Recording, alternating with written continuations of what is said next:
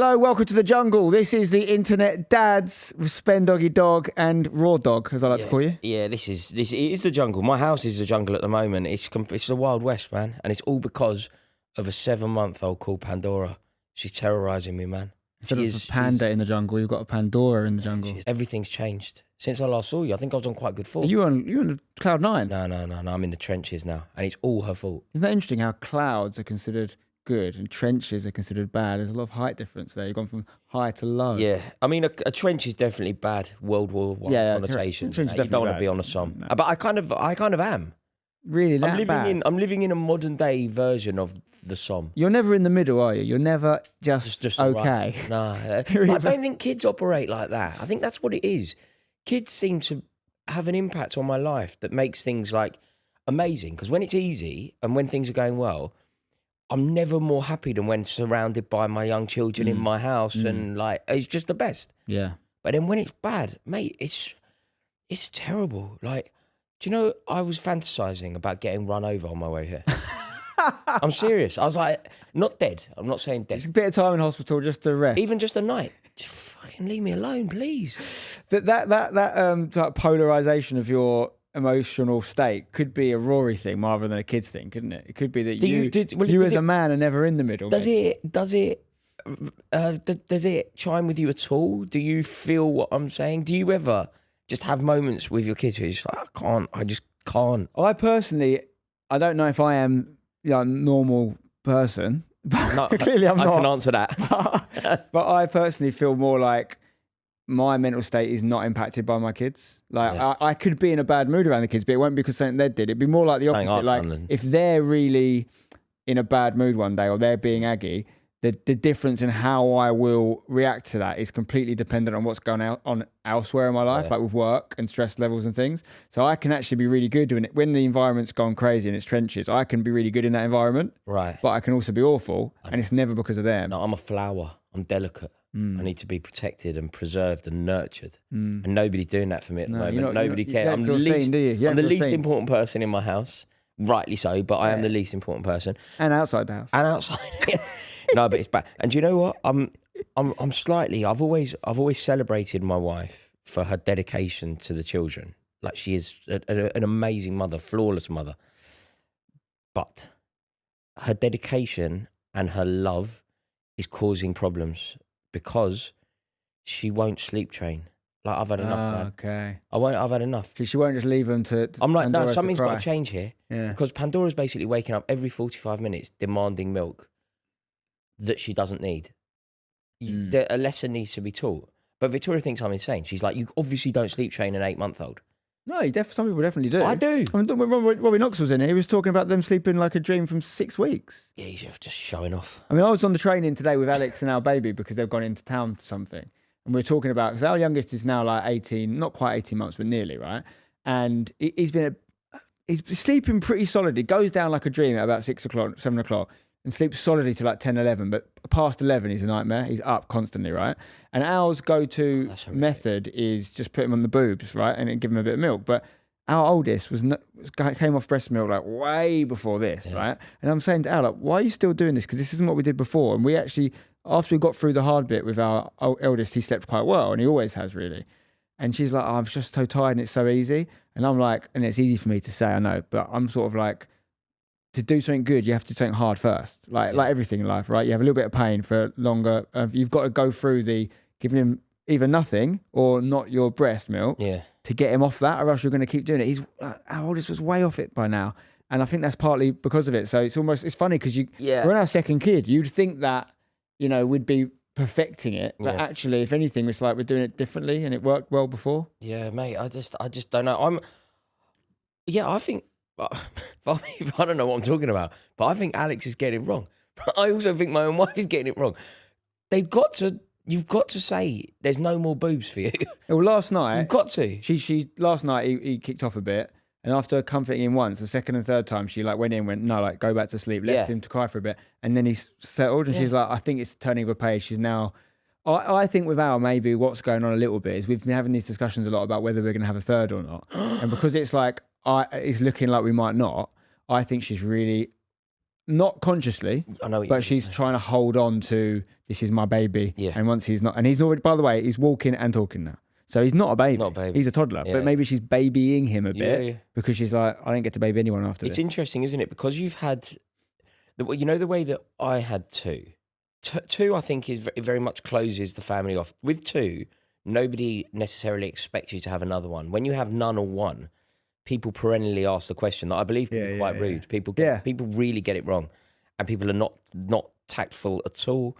They're not considerate at all. They don't know what your situation is. People can be incredibly rude.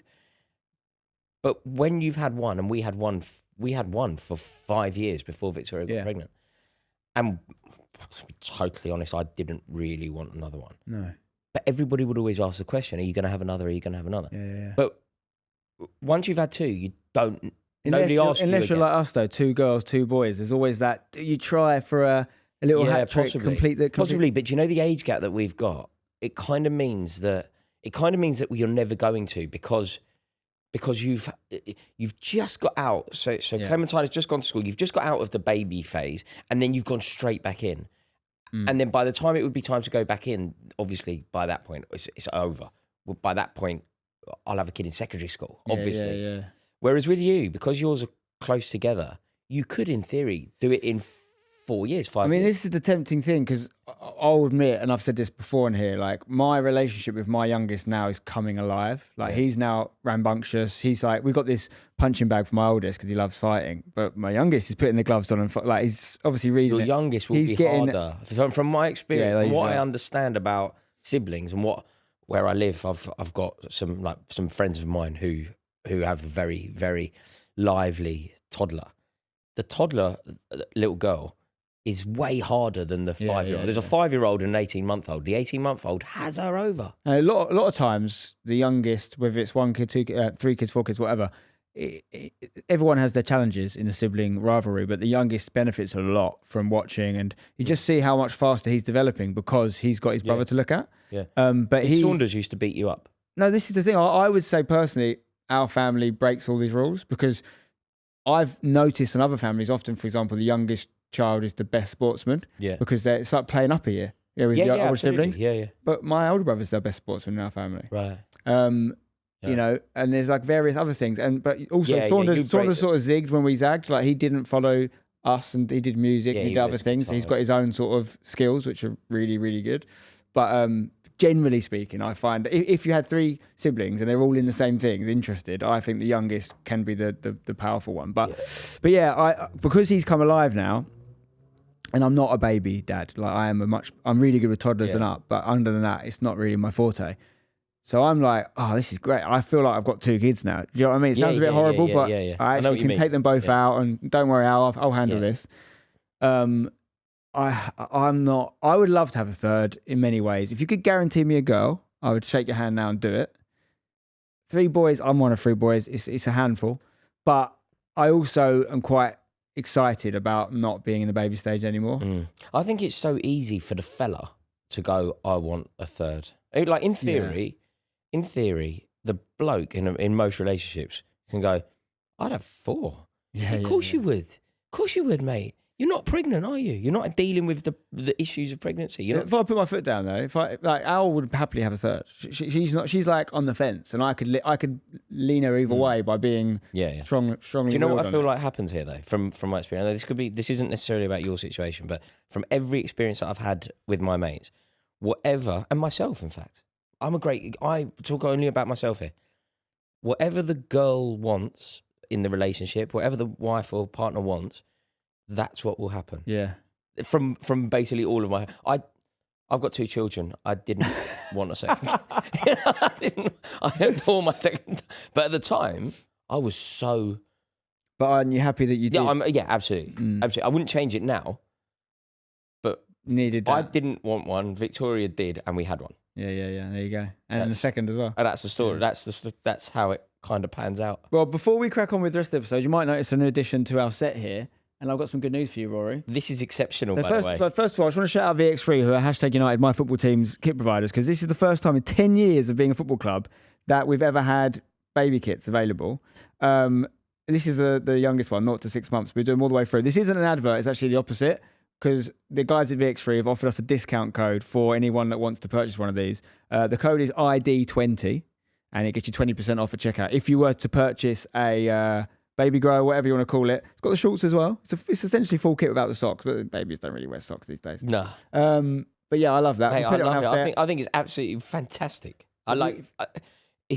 It's absolutely brilliant. Mate, I'm in. You're going to kick your kids out? 100%. Because obviously as a child, it doesn't count as fancy dress, does it? No, as a child, up until 12. Actually, rather than giving you kits from now on, shall I just give your kids kits? Yeah, 100%. Right, done. 100%. We'll give these to guests that come on. But if you fancy one, shop.#united.co.uk and then use ID20. 6 months, I can put Pandora in that.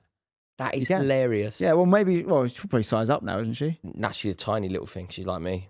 Are you not She's always a bit of a dumpling, but she's not tall. But when it comes to kids' Bit like me. clothes, when it comes to kids' clothes or shoes or anything, I'm always like, get the size up because they just grow out. Yeah, so but quick. do you know why you can think that?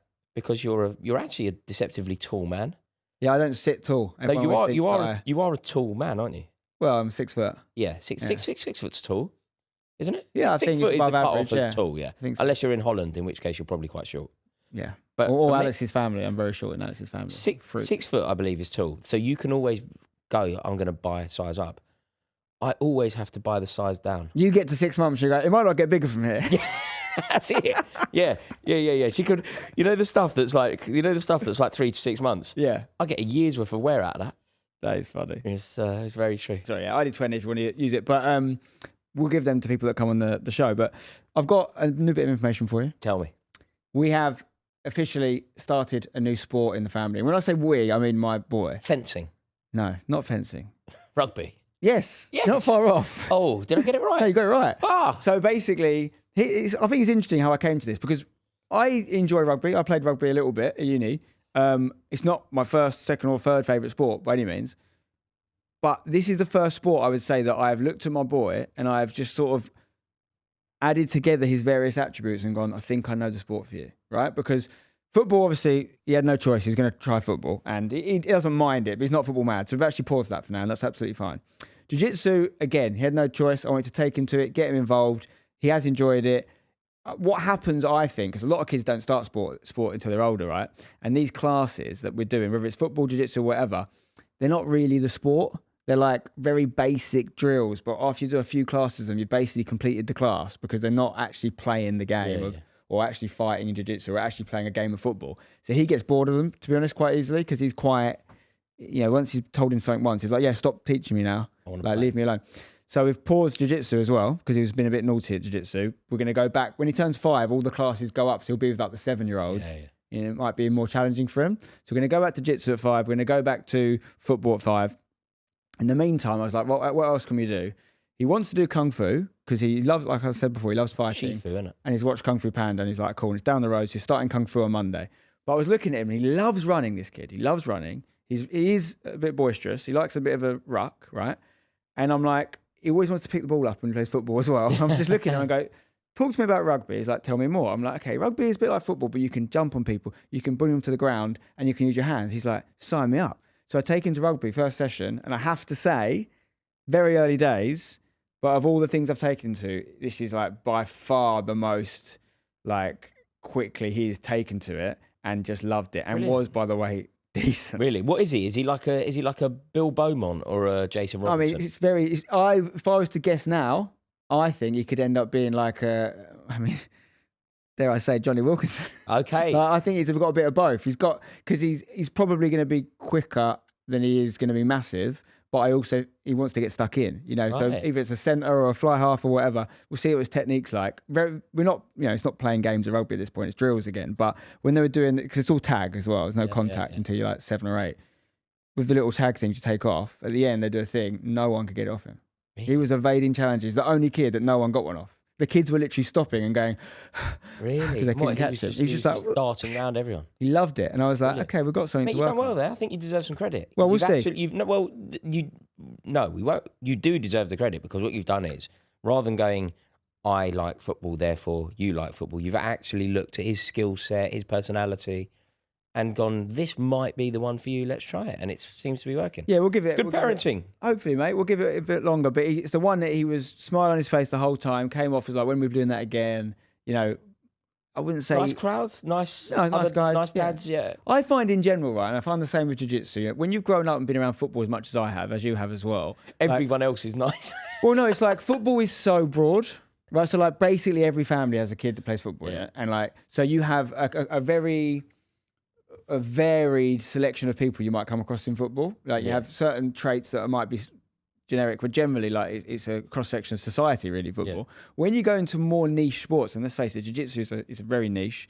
Rugby is still a big sport, but nowhere near football, niche, right? You have much more like shared character traits across these sports. Like for example, jiu-jitsu has a lot of crossover with like alternative lifestyles and people that think outside the box, because it's not, you have to kind of find jiu-jitsu. It doesn't find you.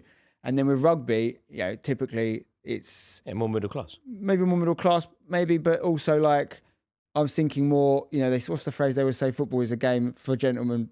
But a game for gentlemen played by thugs. Yeah, rugby is a game of thugs played by gentlemen. And I think there is that, and there's a bit more community around rugby again, because you feel you against the world sort of thing. Yeah. So we'll see if it. I don't really. The funny thing about me is, right, and this is where I was talking to my mate the other day, because I'm about to turn 37. I've got a bone to pick with our producer, by the way, which we'll bring up in a minute. But about that, so don't let me forget. She's not even here to defend herself, mate. You're really going for her. You're going for the jugular. Poor Saffron. But I'm about to turn 37. But in my head, honestly, like when I think as a youngster, what a 37-year-old, I'm thinking like teachers and things I had at school, and you're like, they're 37. In my head, I am genuinely 25 years old. So when I go to rugby with my boy, obviously I'm paying attention. I want him to do well. In my head, I'm just thinking, could I still play rugby? Should I join a team? I'll be a professional. That is literally, no, not a professional.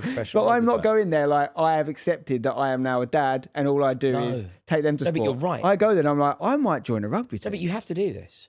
I'm never ready to accept that I'm not going to score the winner for England in the World Cup final. That's mental. No, I still believe it. I will win the FA Cup for Chelsea. I will score at Wembley for Chelsea. I will lift silverware aloft as a captain of Chelsea Football Club. Don't ever let that dream die. Okay. You're allowed to be delusional at touch. Yeah, okay, that's fine if that keeps you going. But obviously when you get, hopefully a long, long time from now. Are you going to join a vets rugby team? I'm interested. I mean, I play vets football. I think you could die. I feel like vets rugby, I could be a problem. Well, you are weirdly strong. You do those muscle ups on I think I could be a real problem for 50-year-old defenders. I think they could kill you, though. I think they could kill you. No, I'd be. The funny thing is, I've never ever played a rugby match in my entire life. Have you not? I've never been on a rugby pitch. I could see you as a nifty little scrum half. I'd be terrified. I think you'd be quite useful in that position. I've literally never stepped foot on a rugby pitch. I've never been to the cabbage patch. I never played rugby until I went to uni. Well, I played at school, like, not for the team or anything, but in games lessons. But you never know. I could have been an amazing rugby player. You got the Irish in you, you get a little bit. Got a little paddy. I think you could have been a good scrum half, mate, honestly. Because I've seen you play football. I know you're quite busy and efficient with the ball. I can just imagine you linking things up. I've missed a career here. But I don't know if you'd like, getting absolutely hounded. The physicality of it doesn't necessarily appeal to me. No. But that's the interesting thing about rugby is I don't necessarily want to see him in the proper rugby environment now. He's obviously too young. He's not even 5 yet.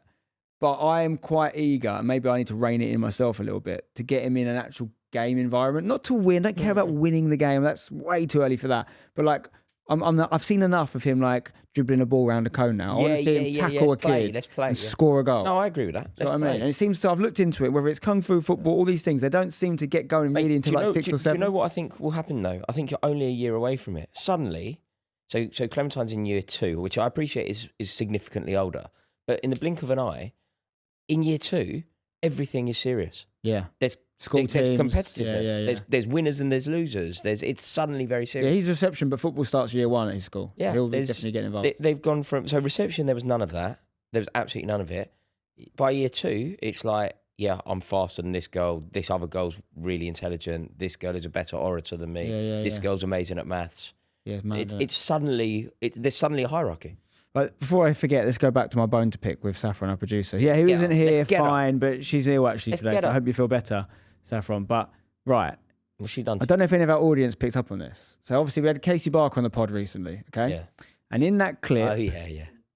I thought, you get Instagram, you get the auto captions, yeah?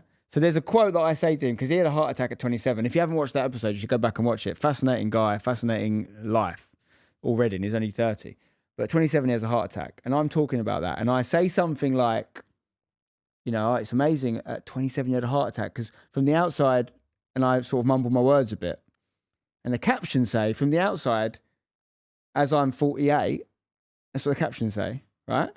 So I read it and think, oh, this is auto captions. I've obviously said something that sounds like 48, and it said as I'm 48, and Saffron or whoever's made the clip has forgot to fix the captions. So I just said in the WhatsApp group, oh, you know, auto captions aren't always bang on. I thought I was 48. 48. And Saffron says, no, they're not auto captions. That's what I thought you said. So I wrote it in the captions. So I'm like, right. She didn't want to check with you either. This is what I'm saying. It's not about whether I might have said something that sounds like that. Fine. That's my fault. But you then just believed it to be true. That means you think I look 48. She didn't even just believe it. She has somebody who watched the clip could have just believed it. Like, just send me a message. You're not 48, are you? No, this is it. So you know somebody who watched the clip who doesn't have your phone number. They think I'm 48 now. Whereas she actually thought it because she knows you. She could have double checked it. She could have rationalised it. But she decided, I don't need to do any of that. He is 48 years old. I need you people to bring me back down to earth here, genuinely. Like, okay, the tash may age me. So take the tash. Trust me. I'm going to turn. If it ages you, it kind of gays you. But I don't think. Like, I'll come in next episode. I'll come in clean shaven, and you'll see. I think I could pass for under 30 clean shaven. You're definitely not under 30. You definitely no. Under 30, mate. Do you know earlier? But no, I'm not insulting you here. You certainly don't look 48. You certainly look. Yeah, it's outrageous. And you certainly, just to preface it, you certainly look younger than you actually are. No doubt. But just for clarity, I'm currently 36 years old. Do not look in your 20s. I'm 36 years old. You know, if I get rid of that tash. You don't look in your 20s. Do you know earlier when you were like, I still feel 25. I kind of agree with you until you're around 25 years old. People who are 25 and you're in their company. Like in my head, I'm young and then I'm around 25 year olds and I'm like, God, you lot are awful. Are you talking like personality culturally? You're not talking about physically, are you? Like, if I play football with 25-year-olds, I can compete right now. I think I will drop off a cliff. I'm very aware of that. I think for whatever reason, genetically, I'm hanging on. You can't. You're a good player, so you can compete because the average player isn't very good. No, I think cardio, I can compete. You couldn't compete with good 25-year-olds. Well, if they're better than me. The average 25-year-old, you're better at football then. So, of course, you can compete with the average 25-year-old. I personally think it's more that I care more than the average 25-year-old. I try harder. A group of good 25-year-olds, that are trying their best. That are trying their best, you're now no longer in their world. You're just not. You think, maybe. But then I've got the nous and then, I'll do the naughty bits that they won't do. Possibly. Look, I think you're better than most 25-year-olds at football. Of course you are.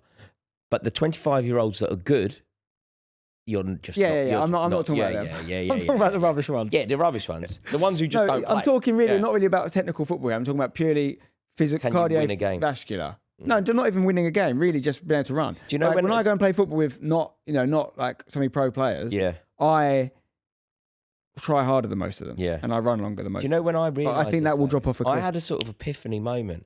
Like I've played football all my life. I generally play with people older than me.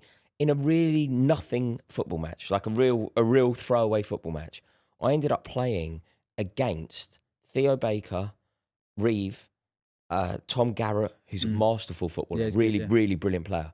I ended up playing against them in Dublin. And now I can't emphasise how non-important this game was. Like, I don't think we were keeping score. Like, everyone was trying a little bit, and there was an element of competitiveness to it, but it was literally nothing. They were ridiculous. They were ridiculous. They're all good players. They're all really good players. Yeah, they're all really good. And I think Tom Garrett, and obviously Theo Baker's known as being brilliant. And they're the right side of Tom Garrett's Tom Garrett's like class, like really good. Well, he played at college, didn't he, in America? Yeah. No, Tom Garrett's like one of the best players that I've played with probably the best player in YouTube, I think. When I was playing against him, I did it at Millwall as well. I was like, mate, we don't play the same sport. This is ridiculous. Like I was trying to mark him at Millwall. You know, when there's like acres of space behind me. And I'm just like, this is absolutely ridiculous. This is like Clementine marking me. This is absolutely ridiculous. And I realised in that moment that you get to a point in your life when you just can't anymore. Yeah. It's very much in like a far grander scheme. It's like when Jamie Carragher said, the football leaves you. Yeah, it does. Yeah. It does. Yeah. Well, I think, listen, I'm not trying to say, I don't play open age football anymore for various reasons. But what I would say is I'm hanging on, and I'm well aware that at some point it will be difficult. My main issue at the moment, and it's why I've had to pull back from a lot of the stuff I do, it is getting injured. I've never been injury prone. Hurts, yeah. The last few years, I've definitely developed that trait. But the issue I take with the 48 thing is like, I'm sure at 48 I will look 48. Do you know what I mean? And I will like be struggling. I feel young for my years. You'll look 40 at 48. But you won't look... The 12 years between now and then are going to be significant drop-off. The truth is somewhere in between, though. Because Saffron's mental if she thinks you look 48. I know. But you're mental if you think you look in your 20s. I said under 30. 29 and 364 days. In your 20s. I don't know. Maybe 32 then. 32? Can we shake hands on 32? I can sign off on 32. We'll take it. I can sign off on 32. But I always feel young until I'm with young people. And then I'm like, God... I've got more in common with a 60-year-old than I have a 20-year-old. I mean, what I said in the WhatsApp group when Saffron confirmed that she actually thought that's what I said is like, do we need to talk about Botox, man? Do we need to get that conversation? Would you do any of that? Well, I never even thought it was an option for men, and I'm not vain in that way at all, really. I don't really care, ultimately. Until I think I told you before about my pal that had done it, who I'd met after he had it done. I never knew he'd had it until he told me. And then the before and after, and I was like, oh, shit. I don't think Botox makes you look young. I think it makes you look weird. I think done badly it does. Like Simon Cowell looks like an alien. Mate, he's obviously not right. Have you seen Jordan? The model Jordan? Yeah, Katie Price. Yeah. You've seen her? Oh, yeah, I mean... Mate, she looks like flammable. Yeah. Like she actually looks mental. There's a lot of them that do. There's a lot of them that go too far. My point I'm talking about my pal is I met him not knowing he'd had it and I couldn't tell. Did he look young? Did he look good for it? I thought he looked good for his age, and then he told me, he had bad forehead like wrinkles a few years prior. I see them. Do I need? And I'm like, I see that. What that's done for you, mate. If you were to get something, so like you can get loads of stuff done. People get their lips done, their foreheads done, ears pinned back, whatever, right? What would you do if you could pick one procedure? What's the procedure you need? I don't. I'm always talking Alex and other people out of this stuff, so I wouldn't personally, until someone says I look 48, think about it. Someone did say that. Yeah, I mean... Someone with your phone number took it as granted. The only one I've ever thought about, which I don't think I need, and that's why I haven't done it, is hair transplant. Only because I think when people do it and need one, I think it's unbelievable. Do you know why you can't do that, though? Because you've got to have these little dots, man. Yeah, I've seen it, yeah. Yeah, but you can't walk... Mate, if you come if you turn up here with those little dots, I'm not ignoring it. Unless there's a brand deal. You can't have those little dots, man.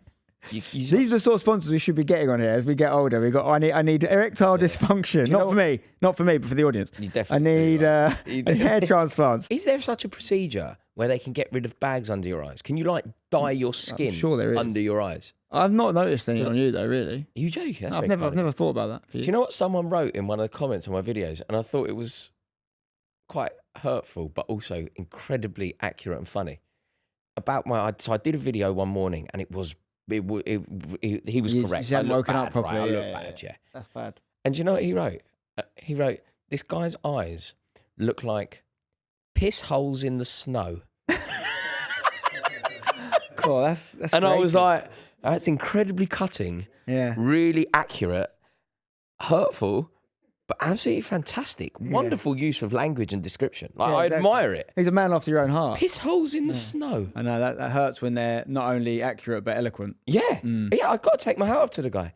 But I want to, if anybody could come up with a procedure, I've no idea if this exists. Isn't it like the cucumbers on the face? Do you ever do any of that stuff? Alex has got one of those. Have you seen those masks they wear? They like look like, I don't know, they're like the red light. Like paper mache. No, there's another one. It's like a plastic mask she wears, and it has like red laser stuff on it. And she comes down, and she looks like Vanilla Sky. Mate, I went into my bathroom the other day, and I didn't know that Victoria was in there. She was in the bath, so it was my lucky day. She's sitting in the bath with this like paper mache all over her face. Like, what the fuck are you doing in here? Like, it looked mental. But then I thought, then I went, got any others? Can I? Have you got one? You ever use that one they use? It's like the little roller thing. It's like the cold she's marble. Got that. She's got that. It's like a rollerball. It feels lovely. I've nicked that. I've had a good go on that. I've just had a glimpse. Right? If we're lucky enough to still be doing this pod in many, many years, I've got this glimpse of this pod in like 10 years, and me and you sitting there like Simon Cowell. Unrecognisable. Like Sylvester Stallone's mother. Welcome to Internet Dad. The people in the comments are trying to work out if we're still alive. You know those lips, and you know the Daisy Cow eyelashes. That would be funny. Can anyone do that with AI now? It'd be amazing if in the edit we could AI our faces and make us look like people are very clever on the internet. As soon as you ask them to do something, they're very good at it. AI does it all for you. I'm not open to some sort of procedure. What I don't like is when it's like a gateway drug into like procedures that you just do not need. I think if someone has a clear need for something, be it woman or male, and it's going to massively improve their confidence and their life, then I'm all for it as long as it's safe and done properly. What I don't like is when, and it's particularly I see this a lot with young girls, which is tragic, I think, is when they do one and suddenly 3 years later they're unrecognisable, they've gone too far, and it's like, what have you done? Mate, I think there is an epidemic that is really targeting young girls. It seems to be young girls. Like, they're beautiful young girls. They're 22, 23 kids, really. Yeah. And they're looking like they are like aliens, deformed. I know. Like, what are they going to look like when they're older? It's a worry. I think and do you know what I also find? Like, I don't know what I'm talking about here, but I feel like it's ridiculous that you can get these procedures from people that are not doctors. Yeah. Like, you could basically go into a nail salon on a high street and there'd be some bozo girl in the back who will go, I can inject your head. Like, you mental. Of course you can't. If I'm getting a procedure, I'm going to Harley Street. Yeah, but if you're getting an iPhone, you're going to Regent Street. You're just that guy, aren't you? You don't realise you can get stuff in other places apart from central London. I just think I do think it's a worry though. I do think it's like a troubling epidemic. But yeah, I would definitely. I'd do something about my piss holes in the snow. Oh, we've got some stuff here actually. What do you mean, yeah? We've got what do you mean, yeah? What do you mean, getting mugged off here. Yeah, we've got it on here. Oh. So this is the difference, by the way, when Saffron's not here, who's like very nice, like, hey, don't be too hard on yourself, even though she does sound 48, which I'm not happy about. Yeah, we've got the lads producing us today, and they're just like, yeah, you look well old, mate, and you are. Yeah, like, I might get a procedure on my eyes. Yeah. So it's called a blepharoplasty, eyelid lift, if you're interested. It's one of the most commonly performed functional and aesthetic facial plastic surgical procedures. This cosmetic eye surgery deals with the contours of the upper and lower eyelid space. The procedure concerns the removal of excess skin and muscle from the upper or lower eyelid and either reduces or repositions the underlying fat to a more youthful configuration. Mate, you've lost me. Interested? No, I'm not interested anymore. You said there was one terminology that you used that just means I'm out. Plastic surgical procedure. No. Removing of excess skin. Yeah. How are you getting that? You're cutting my skin off. Oh yeah, clearly, yeah. That's what obviously not. Obviously, don't do that. Leave it where it is. These procedures, they should have some sort of scar tissue or whatever, some sort of, and like, you know, like if a woman has a boob job, normally have some sort of scar, don't they? Like, how are you doing? How do people do these facial things and not scar it? I don't understand. People now can have like the days of scarring. Like, look, I'll show you a tiny scar I've got on my wrist. Right, look at that. It's like a pirate. You see how you can see the stitches. That is an old school scar, right? Because I'm old. You can see the. It's like if I drew a scar. If every time I wanted to be a pirate and I drew a scar, I'd go line. That's what I've got here. And what's that from? That's for. I got something in there. I got some glass in there when I was really young. Right. When I was really young, my friend threw a brick through a bus stop window on Kilburn High Road, and I was like, "That's fucking brilliant." And I tried to like pick something out of it, and it. That's a dangerous place to get a cut as well. I know. Right near the artery. I know. Yeah, not ideal. It was incredibly superficial. But I went to St Mary's, and look at the work that's done. Like that is the craftsmanship of a doctor doing some surgery, I guess, in 1998. Can we get a close up of it on the camera for our video? 1998. Don't know if it's possible to see it on there. Shall I get up? Shall I come over to the camera? Because it's a literally, if you were like you say, old school. They don't make them like that anymore. It's an old school scar. It's lovely, man. It's a lovely piece of work you got there. I like it. I once thought about getting a tattoo of a scar like that, just to pretend I had a scar like that. But that kind of work. The reason I'm showing you this fairly ugly scar is because that isn't how it is anymore. No, I can't. Like Pandora was C-section. It's almost artistry. But I do think that part of the body is good for repairing scars as well. Like it's a lot of fatty tissue there on the stomach. Like, you know, with that you've got no excess. Yeah, that's true. It can't heal over effectively. But like if they're going in your eye here, like where are they? What's their entry point? Is it like the side here? Is it back? Sometimes they do it back here, right? And they go in. So there's little scars around the ears. I don't want to do this anymore. What I want is, I just don't want so many bags. But then maybe I don't need plastic surgery for that. Maybe you just don't film within like nutter. Or maybe Victoria should have started sleep training the children. Yeah, that could help. But also maybe don't film within like a couple of hours of waking up. I think that's That was also the problem. No, that was the problem. I'd been to Oasis on the Sunday night. There was a massive match. Arsenal beat Newcastle. The next morning, obviously, I need to cover that game. It was brilliant. I wanted to talk about it. I wanted to put a video. It was an unbelievable game. So I didn't cover it on the Sunday night. I covered it the Monday morning, having been at Oasis. Piss holes in the snow. Yeah, that's going to scar. So it's one of the very few comments. Most of the time I feel very Teflon with like comments. Like I don't care what people say. When I read that one, I was like, oh. Yeah. Oh, mate. You don't care what they say about your football opinion, but when they talk about your face. What about my eyes?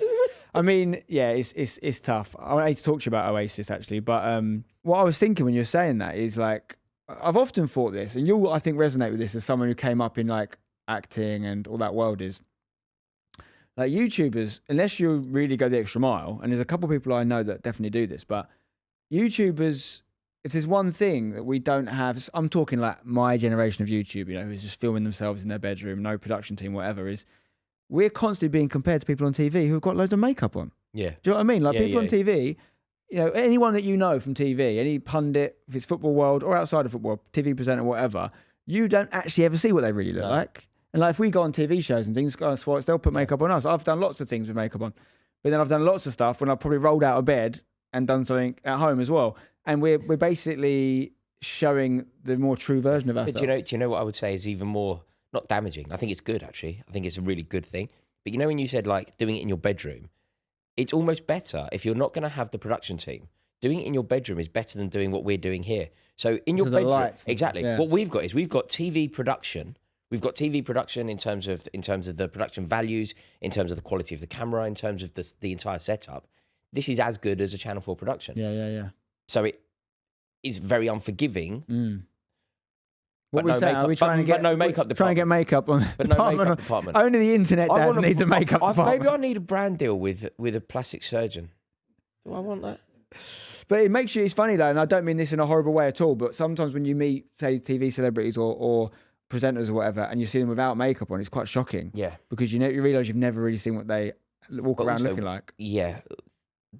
You're never more naked than when you're in a room like this. The lights blare. This is me, guys. This is me. Warts and all. No makeup, no moisturiser. I showered. By the way, when I shower, I never wash my face. I basically never wash my face. You're so weird every now and again, aren't you? Usually today you've had a very normal episode, like really normal, and then you don't wash your face. I literally have washed my face 3 times in my life. Yeah, do you see what I mean? Do you see what I mean? No, because I don't believe in it.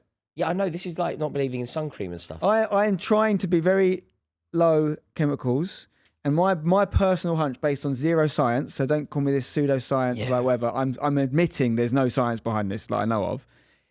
I think women, for example, who wear a lot of makeup and do all this stuff, like I think it's actually a self-fulfilling prophecy whereby you put all this stuff on your face to try and look better or whatever, and then you go, oh, well, now I've got acne, or now I've got these problems, and now I need new creams to sort that out. I've never had a problem, and this could just be luck or genetics or whatever. I've never basically ever had a spot on my face in my whole life.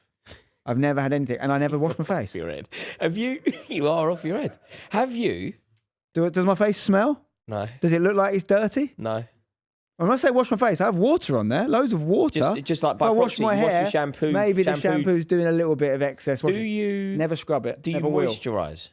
Very rarely. And if I would moisturise your face. I would only moisturise. And I think maybe I should start. It's clearly now since the saffron issue, but I think that if I'm in like the gym and there's like a cream there, I might stick it. But I'm talking like once a month, maybe. Really? I'm every day, mate. I'm every day. My ablutions. Maybe I should start. I have ablutions. I have a really strict ablution routine. I take it very seriously. But we could be an amazing A/B test. It's 70 years old. We'll go, this guy's moisturised every day. This guy's never washed his face. Yeah. I keep out the sunlight. I wear sun cream even in the shade. Is it bad that I've just admitted that I never wash my face? Is that going to get me some... No, because it's not a hygiene issue. No one knew. It's a slightly odd issue. But it's not a hygiene issue. My view is people back in the day, they weren't like using, shower gel on their face, were they? I use a face scrub once a week. Some people don't use toothpaste. I do. Spencer. Just for full disclosure, I use toothpaste. However, some people literally just use water. Do you know, this is the point in the podcast where people are listening or watching and they go, yes, he's he's gone. No, but There's no coming back. Like it happens kind of once an episode. It's been really normal up until this point, and now he's gone. No, some Here we people go, don't use everyone. toothpaste. Here we go. What's next? And listen, this is the thing, right? Here we go. Some people will tell you, some people that actually like yellow teeth or issues with teeth is not caused by not washing them. It's caused by the foods we now eat. How about I tell you those people are idiots? No, if you have a clean diet, I'm talking no, highly processed foods, no lots of sweets, all the stuff that we know about for our teeth. If you just eat very clean, like, this is almost exactly what I eat. There's a little bit of variance, but generally I eat meat, eggs, drink water. He's off his head. Like there's not vegetables and fruit. I don't do a lot of carbs. I don't eat sweets. I don't eat Maidenhead. I don't eat cakes, anything like that. And I do use toothpaste, but I'm thinking about giving it up. You're actually considering giving up toothpaste? Yeah, I'm thinking about it. Look at my teeth. Look at that. Like my worst point is clearly my eye bags. Do you know my best thing about me? My Hampsteads. Look at these. But have you ever had a period of not using toothpaste? Look at her. Pearly white, mate. I'll be honest. I've never had braces. Do you know? No. You know the way you test the quality of a horse? You check its teeth. Yeah. Like if you were to ever buy a racehorse. Yeah. Your guy would check the teeth. Yeah, because it tells you what they eat. No, because it's how you test the quality, the health of the horse. It's all in the teeth. But a lot of that's related to what they eat, though. And look at this. Have you ever had... Mate, look at them. Have you ever seen more white teeth? Yeah. No, you haven't. They naturally white. You've never done anything to them. Never done anything. That's good. Absolutely flawless teeth. I had my teeth whitened once, like a little thing you put on and you sleep on it. Mate, I want to hear more about you giving up toothpaste because this is going to be great. You're just going to, mate. You'll be off. You're gonna get like some major mouth infection. No, this is the problem. So I have I've had one wisdom tooth out, and I've got all other three all coming through, and they're what's it called? They're not erupting. What is it called when they're breaking the skin or whatever? If I don't brush my teeth, not through deliberateness, like if I go to bed really late, I've come in late and I just go to sleep. So, like even just one time, I get really bad toothache, like really bad from the wisdom teeth. To the point where that tell you that toothpaste? No, so I should get them whipped out 100%. No, doesn't it tell you that toothpaste is quite powerful and good though? I'm not disputing that toothpaste works for what it's trying to do. I'm questioning whether it's the only way. So like you have never had, nor have I, by the way, a period of time where you haven't brushed your teeth with toothpaste. I'm not. Remember when I say I haven't brushed my teeth, I'm talking I haven't done anything. What I haven't tried is toothbrush with water or some other less chemically based substance that might still solve my problem of not having the wisdom. Why does this stuff enter your brain? Because of the fluoride and all the stuff into toothpaste, mate. The other thing I need to get rid of as well is I'm getting rid of Bluetooth headphones. 100%. I'm done with them. Why is that? Can you not figure it out? No. Why would Bluetooth headphones here constantly signals from the phone into the brain? Yeah. We could all drop dead at 50. We don't know. Our generation have used wireless everything. I don't know the science behind this, but I've just decided it's not worth the risk anymore. I'm going wired. So you're going to buy wired headphones? I'm going to go back to wired headphones. You buy them headphones. still? Do they sell wired headphones? They do. And actually, again, if you want to go on a bit of rabbit hole online, you'll see a lot of sports teams, elite sports teams. Watch how many elite sports teams, who, by the way, have the access to the latest data science, they've got the experts, are walking off the coaches with wired headphones now. Someone somewhere has told them, get rid of the wireless, boys, and it's not broken into the mainstream yet. So I've seen enough. Really? I'm going wired. Really? Yeah, man. You're an amazing man, you know. I'll get people in the comments now saying I'm a tinfoil hat, anti-vaxxer or whatever, but listen, I'm going to be alive and kicking at 78, pal. Whether I look 78 is another question. You're going to look then. And my face might stink and my teeth might stink. Yeah, you won't have a tooth in your head. There won't be a tooth. You'll be like that. If you ate, what I will admit is this: if you eat what is considered the sort of general diet of most people nowadays and don't brush your teeth with toothpaste, you can have a real problem. I definitely agree with that. So I think if you accept the sort of nutrition that most people accept now, you definitely need to brush your teeth with toothpaste, 100%. If you can eat very clean, I haven't done enough research to back this up yet, but I think you might not need it. My teeth are the shining example of why you should brush your teeth twice a day using as much toothpaste as you can fit on the toothpaste head, on the toothbrush head. I'm not gonna take. And off the back of that, if anyone wants to get in touch, I'm a big Euthymol man. Euthymol. Do you know the pink toothpaste, bit like Germaline? That's not the really. gear, mate. That's the gear. This is the only toothpaste you use, or is that a secondary? I'm not like. You're not a company man. Not a company man. I go for whatever's in the house. But if I'm buying it, I like Euthymol. Oh, I'm going to buy you a pack. It's the best. Yeah, I'm not going to use it. You're not going to use it, though. No. You've wasted. I once tried that shampoo out. Is it called Alpachin? Had the advert, and it was like, the whole thing was about. I can't remember what his whole like selling point was. Now I've not used it in a long time. I'm not sure about shampoo in general, to be honest. There's a lad at my school. You have to use shampoo because that's the only way that almost via osmosis your face gets any. Yeah, true. But also, it's because when you use product in your hair again, like if you use product, you need to actually wash it out. But there was a lad in my school who was a bit of a hippie. He was like a bit different, but he had this like beautiful flowing golden hair, right? Like literally. He was 16. But his whole thing was he never washed it. His whole thing was apparently. Well, he's a tramp then. No, if you go long enough, and then obviously he didn't use product or anything, so he wasn't making it super greasy. But if you go long enough, supposedly your hair, the natural oils wash itself. It's only because of the stuff we put in it that we need to wash it. Wash your hair, you tramp. Don't. This is the least controversial thing ever said. Buy shampoo and wash your hair. Mate, many years ago, everyone was telling everyone used to use Teflon pans and people started getting cancer from it. Science changes, pal. You've got to be alert. You're off your rocker. These things are true. That is true. I mean, there's different technology now, but we have changed our pans. We've gone back to metal now, which is, by the way, very annoying. Metal pans? Like as in stick pans, not non-stick pans. Because non-stick technology is really convenient and really easy when you cook stuff. And you have to scrub the non-stick pans clean at the end. And what, you can't use them anymore? They don't sell them? What? Non-stick? Yeah. No, so is it Teflon? Teflon. Teflon. Yeah, but the company is Teflon. I don't remember. But Teflon, whatever, there was that big scandal, wasn't there, in the 50s and 60s when loads of people in America were getting cancer from the chemical they put on those pans. I've got non-stick pans. No, so I think that, I'm not saying that's current technology. So as a result of that, I do believe that the technology was improved and I don't know enough about current. But again, it's just like, sometimes I think, and I'm not saying everyone's got to do what they want to do, right? But I think sometimes the easiest thing is not the best thing. Yeah, we were talking about this earlier. Yeah, like living with me. With Alex is not wanting to give up the breastfeeding because it was in the moment at 2 a.m. in the morning, the simplest thing to do. At that moment. Put on the boob. But actually, long term, what's better for her life? What's better for her? And I just think right now, I'm, to be clear, not saying all the things whether it's talking about sun lotion and previous episodes, all these things. I'm not 100% on this stuff, clearly. What I'm saying is, if you can remove factors, additional ingredients from your life that we don't really know. We know the short-term benefit is there, but we don't really know what they're doing to us long-term.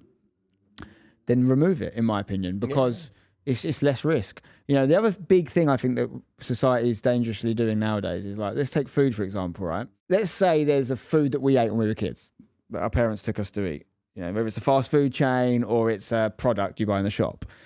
And, you know, there's a thing that you see a lot nowadays, which is like, and you can say the same about TV and screens, by the way, is these parents will go, oh, it didn't mess me up. You know, I'm all right. I had that when I was a kid.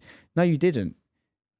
Fast food is not the same food anymore. It has completely different ingredients. Go back and look what was in an unnamed brand cheeseburger in the 90s compared to what's in there now. Go back and look at TV is now engineered. And we know this because it's the same on YouTube to an extent, right? It's engineered to keep people watching, to trick the brain in many ways, to give you as much watch time as possible. You go back to the TV shows we grew up with, Art Attack, Rainbow, they didn't know how to do that. They hadn't had the data, so they just were, from a purely creative angle, how do we make a good TV show? Yeah. So the content is different, and the science behind it is different. And I think that's the case for potentially toothpaste, suntan lotion, all these things. Maybe there is a movement, I think, happening, going towards more natural products. And I just think with all these things, just try and be as conscious as you can as a parent. If you make the decision based on the evidence in front of you that these things are good, then fine, as long as you've thought about it.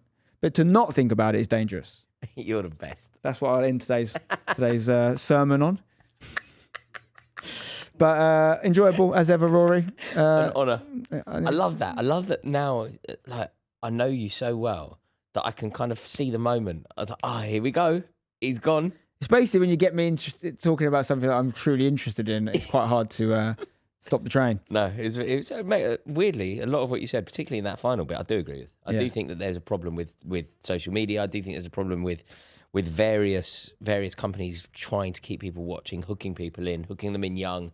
I agree with that. And that's why I think screen time, particularly for kids, is something to be very, very careful about. I think we're a dad's podcast, right? I just think it's about conscious parenting, whatever you decide. You might decide to do it a completely different way to I do it. As long as you've thought about it and it's right for your life and your family, crack on. No doubt. All power to you. No doubt. No judgment, but just Try and think about it. Love it. Right, thanks for watching, guys. See you on another episode of Internet Dads very soon.